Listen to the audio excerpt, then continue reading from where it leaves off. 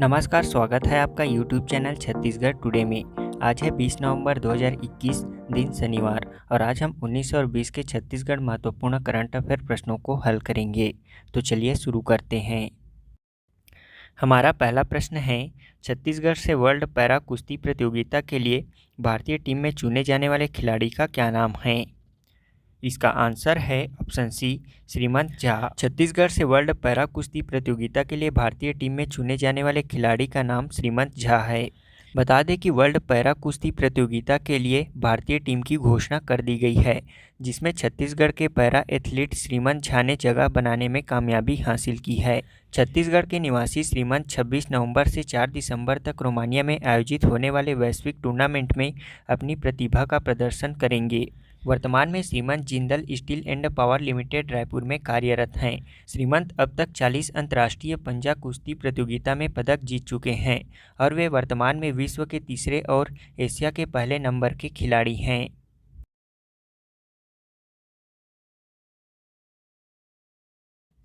अगला प्रश्न है, जिला प्रशासन द्वारा राज्य के किस जिले में 3000 एकड़ में कॉफ़ी की खेती करने की योजना है? इसका आंसर है ऑप्शन बी, बस्तर जिले में।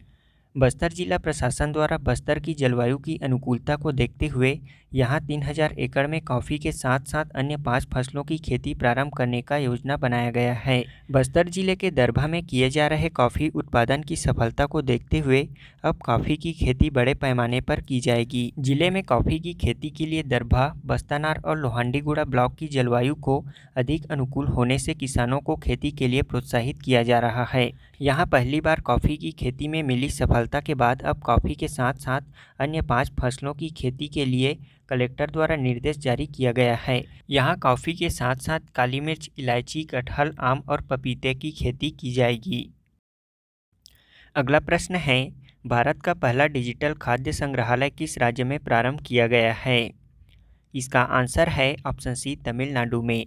तमिलनाडु में भारत का पहला डिजिटल खाद्य संग्रहालय प्रारंभ किया गया है। यह भारतीय खाद्य निगम और विश्वेश्वरैया औद्योगिक एवं प्रौद्योगिकी संग्रहालय बेंगलुरु कर्नाटक द्वारा सह विकसित एक 1860 वर्ग फुट का संग्रहालय है, जिसका अनुमानित परिव्यय 1.1 करोड़ रुपए है।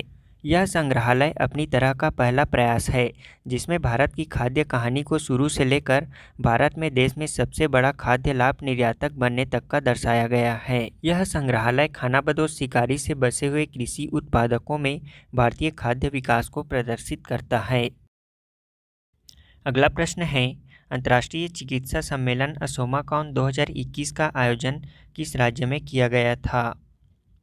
इसका आंसर है ऑप्शन बी, छत्तीसगढ़ में। छत्तीसगढ़ में अंतर्राष्ट्रीय चिकित्सा सम्मेलन असोमाकॉम 2021 का आयोजन किया गया था। यह छत्तीसगढ़ का प्रथम असोमाकॉम 2021 अंतर्राष्ट्रीय चिकित्सा सम्मेलन है। यह प्री कॉन्फ्रेंस वर्कशॉप 11 नवंबर 2021 से 14 नवंबर 2021 तक आयोजित किया गया था। इस सम्मेलन में 1500 से अधिक डॉक्टरों व नर्सों ने हिस्सा लिया था। एशियन सोसाइटी ऑफ मास्टोलॉजी असोमाकॉम 2021 के 5वें अंतर्राष्ट्रीय वार्षिक सम्मेलन में अंतर्राष्ट्रीय और राष्ट्रीय दोनों वैज्ञानिक निकायों की सक्रिय भागीदारी देखी गई। इस दौरान बाल्को मेडिकल सेंटर में रेडियोलॉजी वर्कशॉप और Pandit Jawaharlal Nehru memorial medical college Raipur में कैडेवरिक वर्कशॉप का आयोजन किया गया था। बता दें कि पिछले 3 वर्षों में संचालन में बाल्को मेडिकल सेंटर ने मध्य भारत में कैंसर के क्षेत्र में अपनी विशेष पहचान बनाई है। अगला प्रश्न है, व्यापार रिश्वत जोखिम को मापने वाली 2021 ट्रेस रिश्वत जोखिम मैट्रिक्स वैश्विक सूचकांक में भारत कौन से स्थान पर है? इसका आंसर है ऑप्शन बी, 82वें स्थान पर। व्यापार रिश्वतखोरी सूचकांक में भारत 82वें स्थान पर है। ट्रेस इंटरनेशनल द्वारा जारी किए गए व्यापार रिश्वत जोखिम मापने वाली 2021 ट्रेस रिश्वत जोखिम सूचकांक में भारत 44 स्कोर के साथ 82वें स्थान पर है। 2020 में भारत 45 स्कोर के साथ 77वें स्थान पर था। भारत 2021 में 5 स्थान नीचे गिर गया है। डेनमार्क 2 के स्कोर के साथ रैंकिंग में शीर्ष स्थान पर है। ट्रेस संगठन में दुनिया के 194 देश शामिल हैं। इसमें क्षेत्रों और स्वायत्त और अर्ध स्वायत्त क्षेत्रों में व्यापार रिश्वतखोरी को मापा जाता है। इस सूची में सबसे अंतिम 194वें स्थान पर उत्तर कोरिया है। बता दें कि ट्रेस में प्रत्येक देश के स्कोर की गणना 4 कारकों के आधार पर की जाती है। ये हैं प्रवर्तन और रिश्वत विरोधी निरोध, सरकार के साथ व्यावसायिक बातचीत, सरकार और सिविल सेवा में पारदर्शिता और नागरिक समाज की निगरानी की क्षमता, जिसमें मीडिया की भूमिका शामिल है। छत्तीसगढ़ के किस नगर निगम को सॉलिड वेस्ट मैनेजमेंट के तहत कचरे के बेहतर प्रबंधन के लिए 3R रिसाइकल, रिड्यूस और रीयूज अवार्ड से पुरस्कृत किया गया है? इसका आंसर है ऑप्शन डी, दुर्ग नगर निगम को। अगला प्रश्न है, छत्तीसगढ़ प्रदेश शतरंज संघ अध्यक्ष कौन चुने गए हैं? इसका आंसर है ऑप्शन बी, राघवेंद्र सिंघानिया। अगला प्रश्न है, 2022 T20 वर्ल्ड कप का आयोजन कहाँ किया जाएगा? इसका आंसर है ऑप्शन बी, ऑस्ट्रेलिया में। अगला प्रश्न है, किस राज्य ने पूरे देश भर में स्वच्छता के क्षेत्र में शीर्ष स्थान प्राप्त किया है? इसका आंसर है ऑप्शन सी, छत्तीसगढ़ ने। हमारा अगला प्रश्न है, भारत ने किस तिथि को पहला ऑडिट दिवस के रूप में मनाया है? इसका आंसर है ऑप्शन डी, 16 नवंबर को। अब हम पिछले क्विज का आंसर जान लेते हैं। पहला प्रश्न है, मध्य भारत का पहला खाद्य परीक्षण प्रयोगशाला राज्य में कहाँ स्थापित किया जाएगा? इसका आंसर है नवा रायपुर में। छत्तीसगढ़ के नवा रायपुर में मध्य भारत का पहला खाद्य परीक्षण प्रयोगशाला स्थापित किया जाएगा। वेयर हाउस कॉरपोरेशन देश का तीसरा और मध्य भारत का पहला खाद्य परीक्षण प्रयोगशाला लैब की स्थापना करने जा रहा है। यह नया रायपुर में 1.5 एकड़ की जमीन पर 14 करोड़ रुपए की लागत से स्थापित किया जाएगा।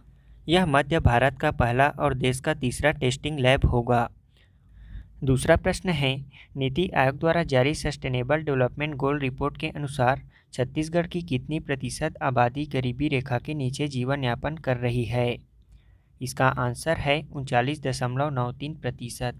नीति आयोग द्वारा जारी सस्टेनेबल डेवलपमेंट गोल रिपोर्ट के अनुसार छत्तीसगढ़ की 39.93 यानी कि लगभग 40% आबादी गरीबी रेखा के नीचे जीवन यापन कर रही है। वर्तमान में राज्य में 39.93% लोग गरीबी रेखा के नीचे हैं, जबकि पूरे देश भर में गरीबी का राष्ट्रीय औसत 21% है।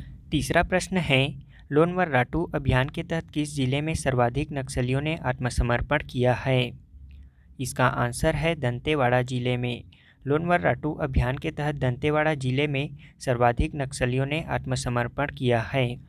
बता दें कि लोन वर्राटू अभियान एक गोंडी शब्द है जिसका अर्थ है घर वापस आइए। इस अभियान से ग्रामीणों को जोड़ने के लिए पुलिस ने आत्मसमर्पण के फायदे के बैनर पोस्ट के साथ ही नक्सलियों के नामों का लिस्ट भी जारी किया है। जिले के हर गांव पंचायत में यह लगाई गई है। ग्रामीण अपने परिवार के वे लोग जो नक्सल संगठन से जुड़े हैं उनको वापस मुख्य धारा से जोड़ने के लिए पुलिस के पास ला रहे हैं। साथ ही यहाँ के ग्रामीण भी अपने गांव के नक्सलियों को आत्मसमर्पण कर मुख्य धारा से जुड़ने की अपील कर रहे हैं। यही वजह है कि लोन वर्राटू अभियान के तहत आदिवासी ग्रामीण लगातार नक्सल संगठन छोड़ मुख्य धारा से जुड़ रहे हैं। इस अभियान के तहत दंतेवाड़ा जिले में सर्वाधिक नक्सलियों ने आत्मसमर्पण किया है। हमारा आज के क्विज का पहला प्रश्न है, छत्तीसगढ़ के पूर्व सांसद रमेश बैस को किस राज्य का नया राज्यपाल बनाया गया है? दूसरा प्रश्न है, राज्य का पहला रेडिएशन सेंटर कहाँ व किसके सहयोग से स्थापित किया जाएगा? तीसरा प्रश्न है, हाल ही में राज्य के किस स्थान से तालाब गहरीकरण के दौरान पांडुवंशी शासकों के प्रतिमा और शिलालेख प्राप्त हुए हैं?